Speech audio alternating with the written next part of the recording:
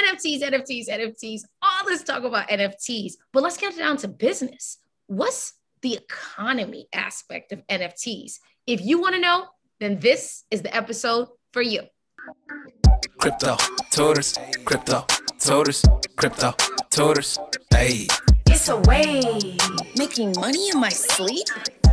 Iris Nevins, who doesn't want to make money while they sleep? I'm Lisa Francoeur, front girl from all my Haitians out there. I'm one of the co-founders of Crypto Tutors, where we focus on simplifying cryptocurrency and blockchain through e-learning, one-on-one tutoring, and edutainment, which is why we're here on the Crypto Couch. Now, the Crypto Couch is where we bring to you the juggernauts in the space, the people and the voices that are leading us into the future of crypto and blockchain. And today, as all other Crypto Couch episodes, we got an amazing show for you, okay? Let me tell you a little bit about who we're going to be speaking to today. Who's going to grace the Crypto Couch? Iris Nevins is co-founder of Umba, DAIMA, and co-founder of the community brand Black NFT Art. So, Iris, we have so much to cover in today's conversation. I'm super stoked to have you. You know my energy being 100,000 million, and I'm always like, and you're super chill. And in French, we say doucement, which I love. But I wanted to make sure that we acknowledge you and give you your flowers. The reason why you're on the Crypto Couch is because you are doing such amazing work with your team in the industry, facilitating the awareness and the elevation of so many artists, Black artists in the space doing great work. And we would love to just learn more about what you're up to. So welcome. Thank you. Thank you. I'm super happy to be here. And thank you for that super high energy welcome. I mean, first of all, you already know us well. When Fancy If I pull up, it's always going to be on 100,000 million. So there's that. But you know what? It's not about me today. It's about you. So of course, we always love to get perspective from our guests about where things began. And so maybe we should talk about the agency and you know, how you got, what the genesis of launching the agency was. Yes. Yeah. So Umba DAIMA is a talent agency. It's also a digital gallery. It was actually born out of my travels overseas. I would travel to places like Ghana, Zimbabwe, Haiti. Oh, yep. I learned from my mother to go to the local market to buy art because that's what she does. She's an academic and she loves art. She travels a lot for conferences for work, and her studies focus on actually the Caribbean, Latin America. So when she goes to these different countries, she always comes back with these beautiful paintings. And so I went with her on a trip to Haiti once and saw her in action going to these different local markets and buying artwork. So I was like, okay, I'm going to do that. So I did that in Haiti. And then I also did that when I went to Zimbabwe and Ghana a few years later. And when I was in Ghana, it was the end of 2019, I believe. And I'm mad that our paths did not cross because I was there. Were you there for the year of return? Well, the 400 year of return. Yes. I was there. Mm-hmm. It was an amazing trip. I actually had a friend that was getting married. And so a bunch of us, maybe like 70 people actually flew in from overseas for this wedding. It was, oh my God. It was incredible. Why wasn't I there? You know, Ghanaian weddings, Nigerian weddings, West African weddings, lit. It was incredible. They had this whole itinerary for us, but yeah, so on the last few days, I, went to the market to buy stuff and met this artist. Her name is Patty Blue, and she's actually South African, but she lives in Ghana right now. She's also on our website, umbadaima.com, if anyone wants to go check it out. So, I met her. By the time I ran into her, I had already spent all my money. So I had no money left to buy her pieces, but she had some really large, like 4 or 5 foot pieces that were really beautiful. And I just kept thinking, wow, I would have to pay thousands in the US for something like this. And she's selling it for $300, maybe $400. And so I asked her if she had a website. She said no. I asked her if she was on socials, and she said she was, like, kind of, but not fully. And I was like, okay, let's stay in touch. I got her phone number, and I said I was gonna see if I could figure out how to help her get online. And then I thought, well, instead of creating like one website for her per se, right, and then having to manage that, I could just create a platform, like an e-commerce store that sells art by all these different artists in Africa and other countries. So I went about finding a co-founder, my friend Omar, and we built essentially an e-commerce shop. And we found a bunch of other artists using social media and also friends' recommendations. So you crowdsourced artists, because this is really important in terms of just how things came to fruition. So you knew that in working with her that you wanted to create your own ecosystem where a variety of artists could have their pieces showcased. But she might have been the impetus behind that kind of thought process. So Iris, you mentioned finding a co-founder. Like, what led you to that decision, and what led you to Omar? Yes, so I knew I needed a co-founder because I understood that starting a business wasn't easy, and that doing it by myself would be too difficult to manage. So I knew I needed to find someone who could help me with different things. And so, you know, I kind of went through the list in my head of options, and it was important to find someone who had time. You know, some friends are, you know, fully booked out, like they might be working full time and they're in school doing a master's or, you know, these different things. And so he was someone who was working full time, but had availability on like evenings and weekends. He had bandwidth. Right. He had bandwidth. He was someone that I had known for a while, and we had a strong friendship. So I felt like I could trust him. And I think also it was important to find someone who could trust me as a leader, as the person driving and steering the ship, someone who would believe in me and support me and kind of like, you know, help me push. So it, you know, he ended up just being a great person for that. And he also loves art. He loves music. And he has a good eye for art as well. So it was just kind of right up his alley. And we're also both really passionate about building wealth, generational wealth for Black people. And I think, you know, one of the best ways to do that is through business and entrepreneurship. So we were very aligned in all of those different ways. His name is Omar Desiree. And so shout out to Omar. If you know Omar, we want to make sure that we give him his props for recognizing Iris's vision and joining forces with her to create this phenomenal agency. So let's just make sure that they know that we see you, we see what you're doing for the community, and back to the regular scheduled program. Yes, shout out to Omar. Omar is great. And yeah, so I reached out to him, you know, I shared the idea. He said he was down. We started building the shop, recruiting artists, etc. You know, it wasn't as straightforward as I'm saying right now. There were definitely some bumps in the road, and iterative. You know, we had to iterate, and the iterations took a while. So we had an initial shop that was built, and then we had to rebuild the whole thing. When did you launch? Like, when did you? Yeah, so the initial launch was the end of May 2020. Okay. And then by the time we hit June, I had a conversation with a cousin who does marketing, and he sat down, went through the website, and he was like, okay, you need to change this, you need to do that, you need to have SEO, you need to have a buyer's journey, you need to do this. He gave me a list of like 50 things to do. And so I was like, okay, this basically means I need to start over. So so I went and instead of me building the shop myself, I went and I found someone on Fiverr.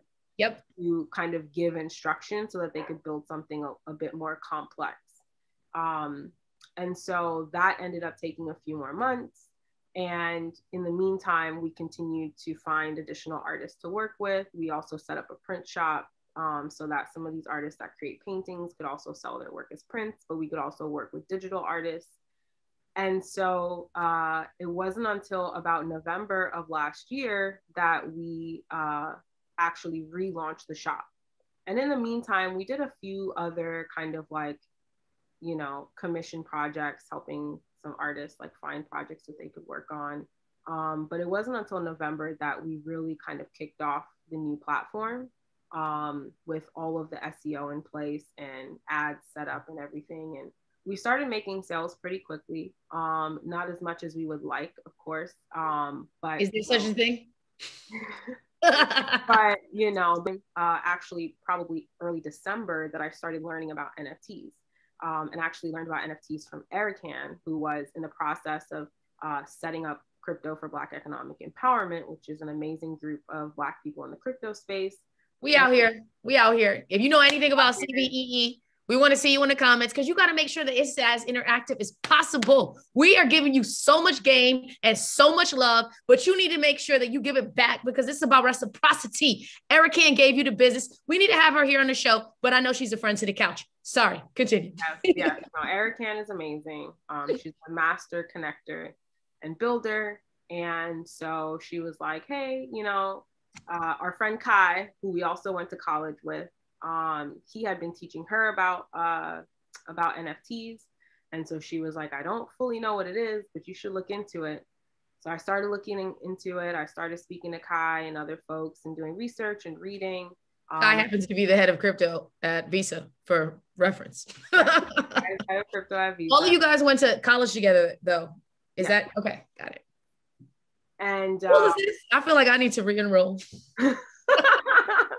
Yeah, there's actually a number of people in that group that we all went to the same college, and it's been pretty cool to actually see kind of what is coming out of this like network that we have. It's a lot of cool, beautiful stuff. So yeah, I around that time, I think Beeple had done his first like big drop that had made like $1 million plus or something like that. Yep. And so I was like, okay, this is interesting. So that's when the market became serious. Like, you know, NFTs, everyone is talking about it, like non-fungible tokens. You know, the reason why this is such a critical episode is because with all the conversations, Iris, that are happening around NFTs, one of the things that we strive to do at Crypto Tutors and on the Crypto Couch by having people like you come and have these conversations is to really help people wrap their heads from an educational standpoint around what is happening within the crypto blockchain world. And to your point around, you know, what was going on in November of 2020, Beeple is the most commercially viable digital artist, period, at this point in time. And so, you know, he's since gone on to auction off $70 million with a partner, you know, with Chris or through Christie's for some of his work. But suffice it to say, Iris, in November, right around the time that the NFT economy was really starting to pop off, that was when you started to connect the dots, which was amazing timing. Yes. Although I wish I had understood even more because I would have bought a Beeple piece. And I that part, same. But you know, hindsight is always 2020. Yeah, but that just goes to show that, you know, I saw what was happening, but I couldn't necessarily see what was coming. I hadn't been in this space long enough to actually fully understand what that big drop actually meant. You know, I didn't know that he would go on to have. No one, I don't think, anticipated how commercially viable, you know, Beeple would have been and just opened the floodgates for so many more digital artists. Because I think when people think digital art, they think, oh, well, I could just like screenshot it and, you know, I could just take that and that's the end of it. And it's like, no, when you have an NFT, you have sovereignty, like you actually own that work and it's embedded in the blockchain to ensure that the validity associated with your ownership is visible. And you can't, no one can like copy it. Yeah, for sure. The implications of NFTs are huge. And I think, we're just starting to see the use cases. Crypto art is only one of them. There's so much more to come. That's Iris's way of saying they're already thinking about real estate, virtual real estate. JK. They need to keep following you to find out where, things go next for you on your journey. Yeah, well, we're figuring it out too. We've made a lot of changes in the last few weeks. It's like a few months. The vision develops as we keep pushing in the space. So that has. And let's keep it real. The space keeps evolving. I've never been in an industry or seen anything that moves as quickly as crypto and blockchain. I mean, obviously the markets are open 24/7, but the rate of innovation is unprecedented. Yeah. It's pretty cool. It's also somewhat stressful because it's kind of like you're in this race, as the people who are at the forefront right now, which I would consider myself to be one of those people. It's we call you the vanguard. Right. We're the vanguard. Right. We're the vanguard. And so we are shaping what this space is going to look like. And that's a lot of pressure. And it means being able to move very quickly. Yep. Because, competition is real. And, I there's a lot of collaboration in the space. And I think that that's really healthy and powerful. And I've been able to collaborate a lot. But also there's something really valuable about being the first to do something. And so, if you want to be the first to do something and do it successfully, you have to be able to move fast. And that has been an interesting challenge for us. Some of the projects that you've worked on, especially given that you guys are a bit over a year, recently you did a drop with the Grammys. Tell us a little bit about some of the, projects that you're working on and what also you think are the implications of doing these high profile collaborations for the artists that you work with, but the Black artist community at large. Yeah, for sure. So it actually was associated with the Oscars. The Oscars, pardon.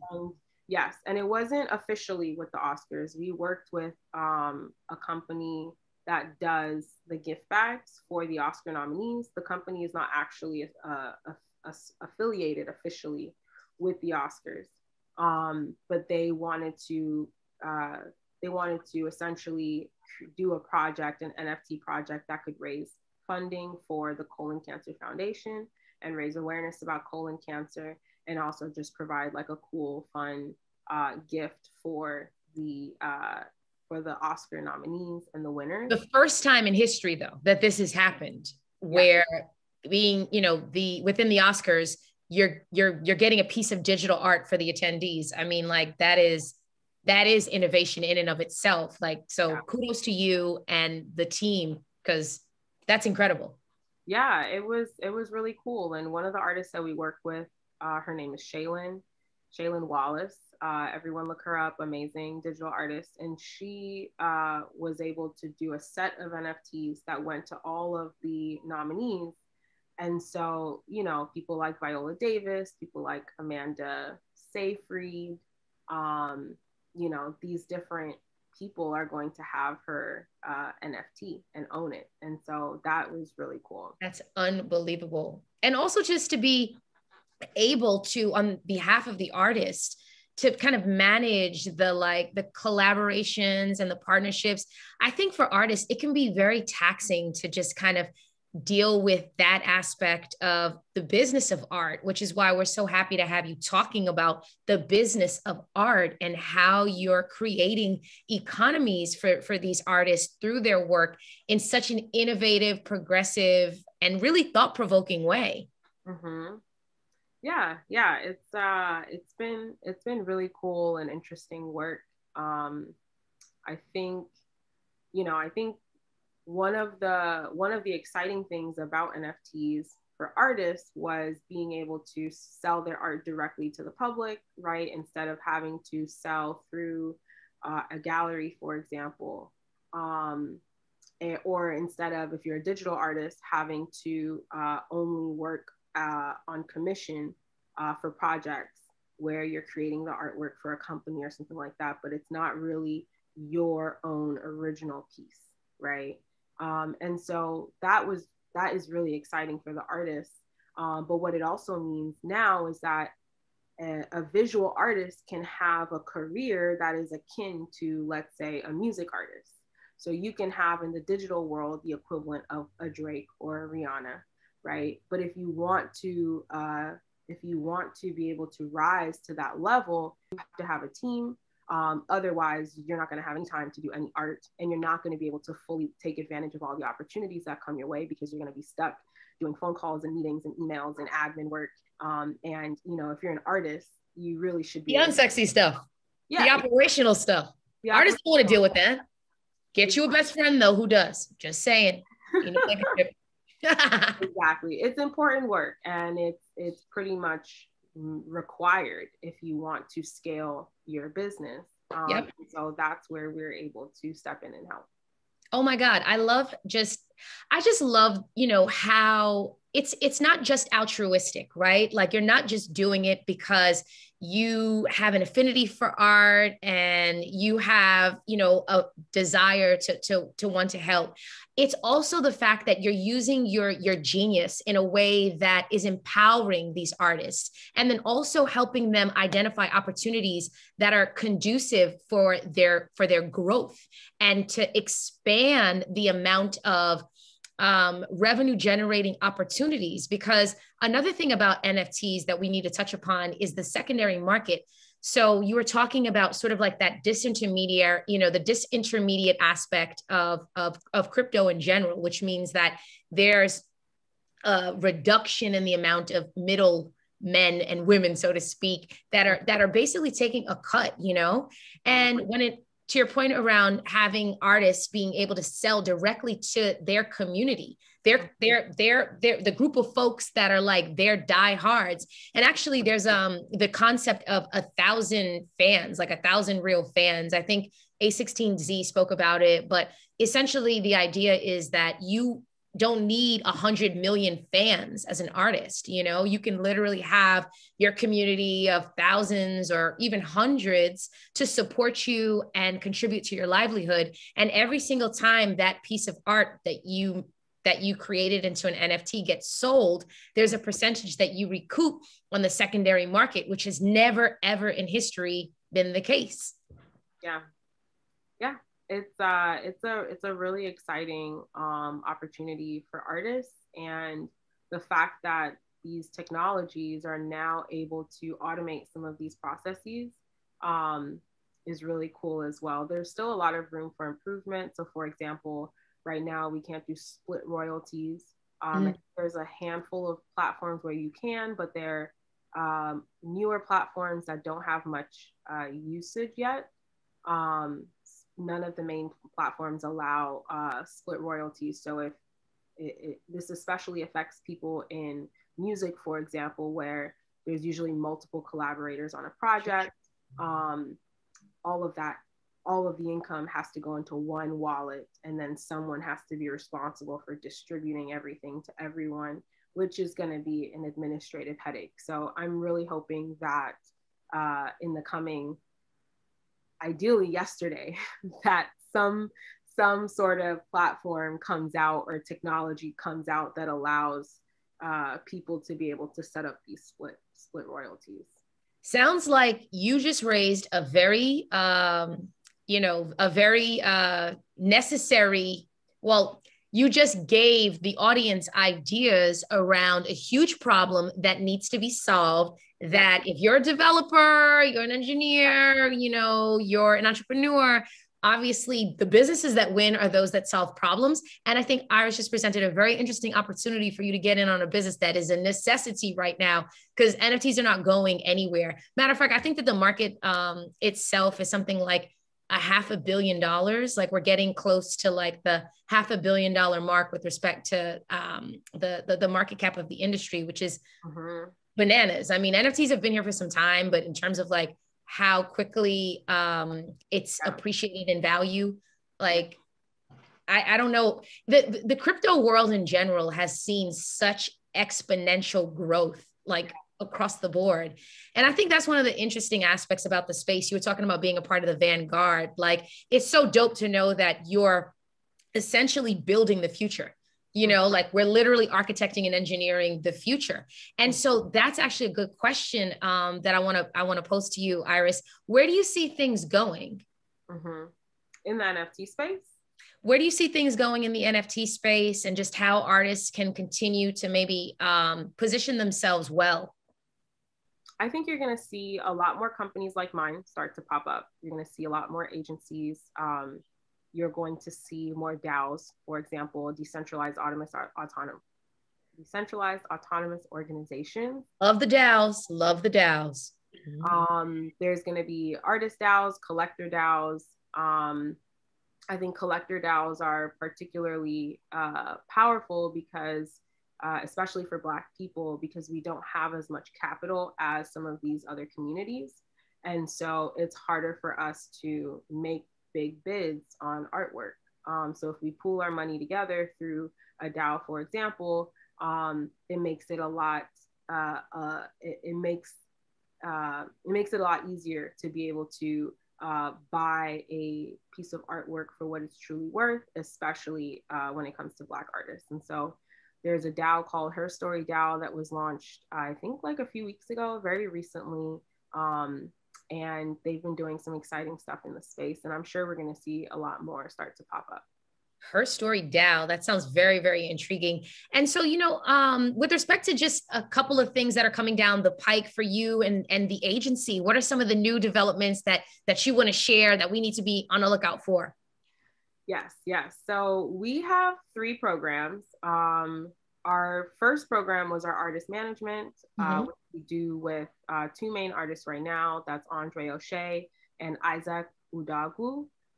They are both dope 3D digital animators. And we're super excited to be working with them one-on-one. But we also wanted to be able to support additional artists. And we found that the one-on-one management work was just really time intensive. And the vast majority of artists right now in the space, especially Black artists, are not ready for that level of management. It requires having an influx of people that are actually reaching out to engage with you. And some artists are just not there yet. So we have been doing a lot of community building work through our brand called Black NFT Art. We do community building through social media and through Clubhouse, and we promote and amplify artists. And so we were like, okay, how can we continue to support artists in a way that is scalable, won't drain too much of our time and our capacity. And one-to-many approach. Right, the one-to-many approach. And also, how can we generate revenue as well? Because that's something that has been really important. Is a lot of our services have been for free so far, and we needed to start figuring out how to generate revenue so that we can scale the business. Yep. So we decided to launch 2 additional programs. One is called Rise. We have not announced this publicly, so anyone who watches this podcast, you're getting the scoop, this exclusive information. So Rise is a program that's focused on small cohort-based talent support and development. We are in the process of accepting people into our first cohort. It should end up being somewhere between about 10 and 15 artists. This program is designed for Black artists that are already in the NFT space. They've already been minting, they've already been making sales, and it's focused on essentially gathering them into a group and helping to facilitate peer support. So everything from like collaborations to helping each other market their work, helping each other roll out their projects, helping each other do drop events, giving each other feedback on their artwork, on their presentation, on their storytelling, practicing public speaking, all sorts of different things. So we'll be meeting bi-weekly for 3 months. A part of what comes with this program, in addition to like the peer support and the access to the our resources that we have through our brands, you also get a 1-year talent booking contract. And so that means that when opportunities come to us for different projects, we will try and place the artists in this group onto these projects. And so these are opportunities for them to get exposure, for them to partner with brands and celebrities and musicians and things like that. And we were initially just going to do the talent booking, but we realized that because of the nature of a lot of the requests, that would exclude a lot of artists. So yeah, that having a more rounded program where the talent booking was just one element would allow us to work with a larger group of artists and a more diverse group as well. And so what would be the application process, or how do folks submit their, throw their hat in the ring to get involved? Because I think that this is a phenomenal program. And for anybody who's watching this, let me just put it in perspective, okay? When the Oscars are calling, they're calling Iris and her team. So you probably want to get with it. Like, you probably want to know who Iris knows and follow her direction and guidance. So just want to make sure they know where to go, how to get there, and tell them Crypto Tutor sent you. Yeah, so anyone who is interested in our services, you can go to our website, blacknftart.co, and in our services section, there's a survey that you can fill out. We did not actually publicize the RISE program. What we did was we posted some tweets saying, hey, if anyone's interested in like getting placed on some projects, every now and then, like, fill out this form. We then went and like figured out what we wanted this program to be and reached out to all the people that had submitted the form, and let them know that we were actually going to, instead of doing just talent booking, we were going to do this other thing. And so it's really been it hasn't been a public process at all. There was no like application process per se, besides putting your name in that form. And then we sat down and we went through probably about 50 names maybe, or something like that. And we had a criteria that we used to choose the artists. We wanted to keep the cohorts small and manageable. And so, we used that criteria to pick some folks, and then we let everybody else know, like, hey, we'll have more programs coming, more cohorts in the future that you can apply to. Well, the fact that, you have taken the initiative to develop a support structure to help artists learn how to navigate this new landscape is, I think, a testament to just how, incredible you and your team and the work that you're doing it is. And it's the art world can be in certain respects exploitative. You have kind of predatory practices, whether it be like a music artist being given an advance that they can never really pay back, and just these very like, as I said, predatory practices. And so I think it's so amazing to hear even the collective economics aspect, where you're having the community within the cohort evaluate one another, provide critical or constructive feedback for them, and just supporting one another's projects. And also, as I said, the fact that like you are getting inquiries already and being able to direct the right opportunities to the right talent is, invaluable. And so I'm just so happy that we had an opportunity to dive into the work that you're doing, Iris. I have a feeling that this is going to be the first conversation of many on the crypto couch, because there's so many things that you're working on right now, and things, coming together, conversations being had, so much excitement, so much enthusiasm. So Iris, quick question for you. When it comes to how you evaluate artists, what's maybe one or two aspects of the criteria that you use to determine that this is an artist that you want to work with? Yeah, so it is, it's two different things, whether it's management or our RISE program. So for management, one, we have to be really touched by the artwork. That's really important because we're going to be working closely with this person and building a deep relationship with them. So being touched by their artwork and seeing a lot of potential and talent in them, and skill, of course. And seeing them as having the possibility of really fast growth. in this space. And so the two artists that we manage directly have done exactly that. They get reached out to on a daily basis to work on projects. Andre, for example, is going to be working on a project with Nas. That's going to he just did a project with Netflix, if I'm not mistaken. Netflix, you know, the Oscars gift bag company, not the Oscars. And so, you know, it's just, you know, athletes, like there's a continuous stream of people reaching out. So that is the second criteria, is that there is already an influx of opportunity coming in that you need help fielding and managing.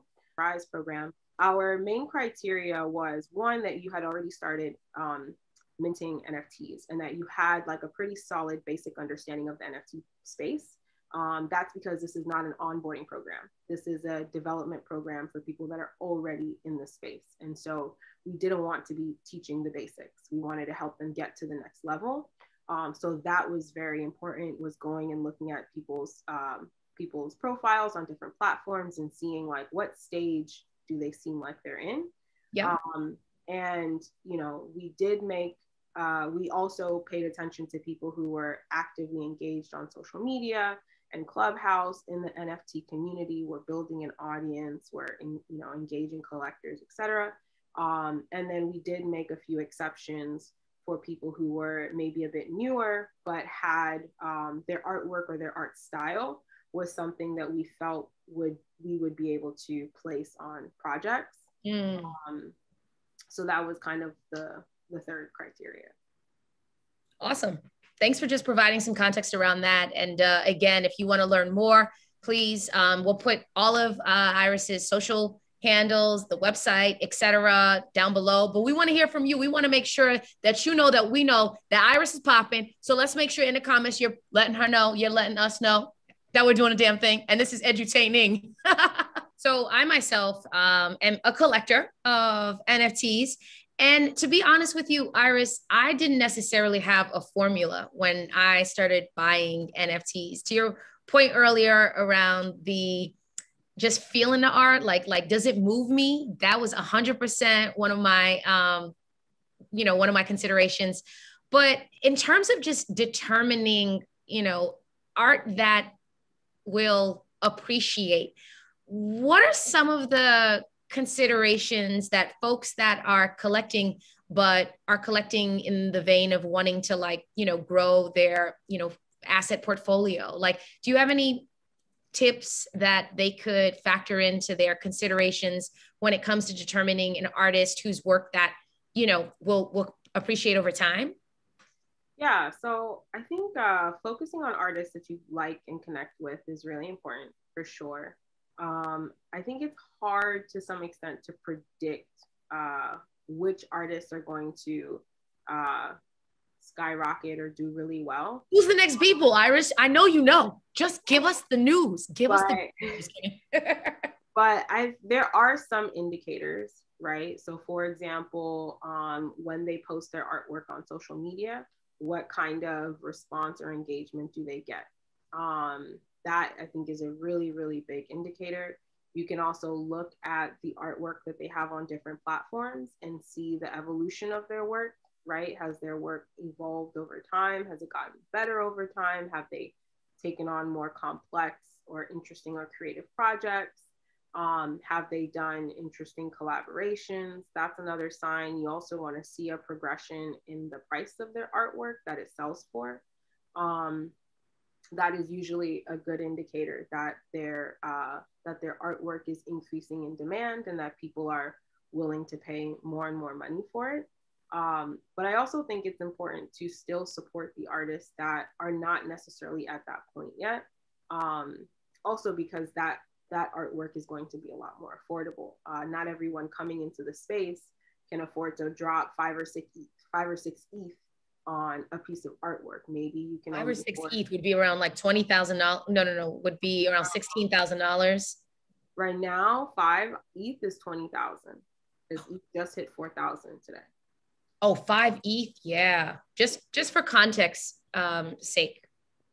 Yeah. So just a few weeks ago, 5 ETH would have been 10,000. So it's really just doubled pretty quickly. But But yeah. that's also important too, though, right? Because if you're getting paid in ETH, it's an appreciating asset. And this is something that when we talk about the value of NFTs, in addition to, you know, being able to get paid on the secondary market every time your work is resold and collecting a percentage of that, if you're getting paid in an appreciating asset like Ether, to Iris's point, a couple of weeks ago, ETH was at like, I don't know, maybe 2000. I think it was around like 2000, 3000. Now it's past 4000. So just kind of keep that in mind as well as a part of, you know, the ways to monetize and the multiple streams associated with monetization. But I'm sure Iris covers all of that in her programs. And thank you, by the way, for also keeping it real with the artist, because at the end of your evaluation criteria, you were like, ultimately, though, you want to continue to support artists that you believe in. And it is great that the barrier to entry has been lowered, where you don't have to spend thousands upon thousands of dollars or, you know, hundreds of ETH or what have you to acquire great art. So I really like that criteria. Thanks for breaking it down. You could tell that you were a teacher. You could tell that you were Professor Iris Nevins. If I'm a brand new collector, what are some of the best practices? What do I need to know? Give me the scoop. And for all of you new all of you new collectors out there, we got you. Okay, Iris, give us the juice. Yeah. So one, I think it's important to set up an account on multiple different platforms. Okay. You don't want to wait until right when you are ready to bid on a piece of artwork to get set up. So set up your accounts on Foundation, OpenSea, Rarible, etc., you know, Maker's Place, etc., and, you know, have some ETH in your MetaMask wallet that's ready to go.